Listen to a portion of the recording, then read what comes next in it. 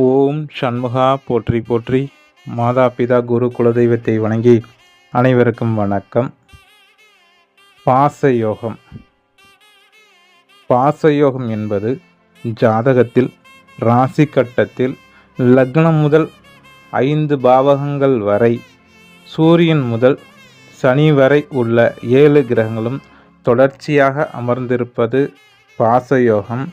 ராகு கேதுவும் எங்கு வேண்டாலும் எந்த பாவத்திலும் அமரலாம். சூரியன் முதல் சனி வரை உள்ள 7 கிரகங்களும் லக்னம் முதல் 5 பாவத்திற்கு உள்ளாக அமைவது பாசயோகம். இந்த பாசயோகத்தில் பிறந்தவர் அறிஞனாக திகழ்வார். பல நூல்களை கற்று அதை பிறருக்கு எடுத்துரைக்கும் வல்லமை பெற்றவராக அந்த ஜாதகர் திகழ்வார். மக்கள் அனைவரும் போற்றும் வகையிலும் இருப்பார்.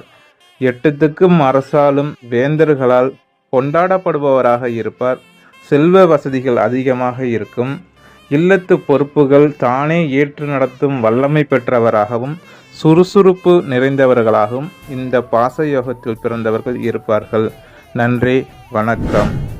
ஓம் சண்முகா போற்றி போற்றி.